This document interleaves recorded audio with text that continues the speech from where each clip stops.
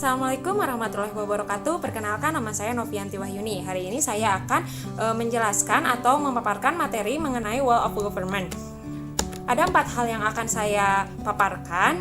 Yang pertama adalah konsep WOG, yang kedua penerapan WOG dalam pelayanan yang terintegrasi, yang ketiga best practice penerapan WOG di berbagai negara, dan yang keempat implementasi WOG dalam perspektif kebijakan di Indonesia. Untuk yang pertama, konsepnya. Dalam konsep ini kita harus mengetahui 3 hal. Yang pertama, apa itu WOG, mengapa WOG, dan bagaimana WOG dilakukan. Apa itu WOG?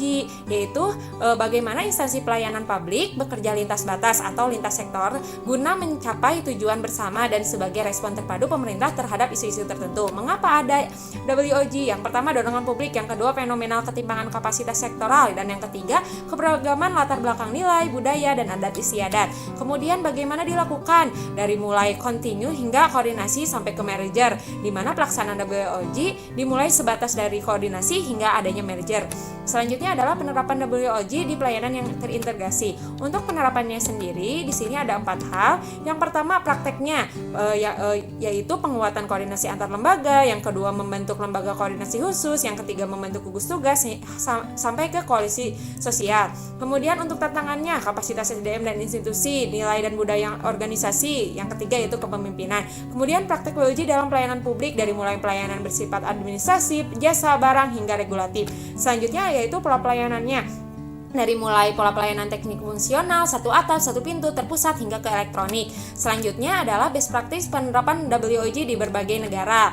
Nah, di sini ada prasyaratnya. Yang pertama adalah budaya dan filosofi, menggabungkan adaptasi nilai-nilai WOG ke kultur sehingga tidak ada cultural shock. Kemudian cara kerja yang baru WOG juga mensyaratkan adanya keahlian atau ekspertise. Kemudian akuntabilitas dan insentif, di mana outcome dan pelaporan dibagi antar sektor. Kemudian cara baru pengembangan kebijakan dan mendesain program dan pelayanan dengan college approach, yaitu pendekatan kolegial. Selanjutnya adalah implementasi WOG dalam perspektif kebijakan di Indonesia.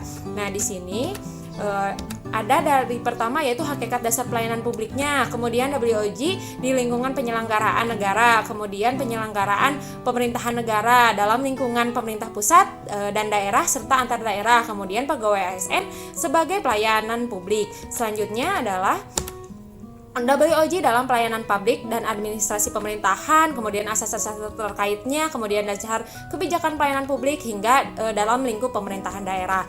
Mungkin sekian dari saya, mohon maaf apabila banyak kesalahan. Terima kasih. Wassalamualaikum warahmatullahi wabarakatuh.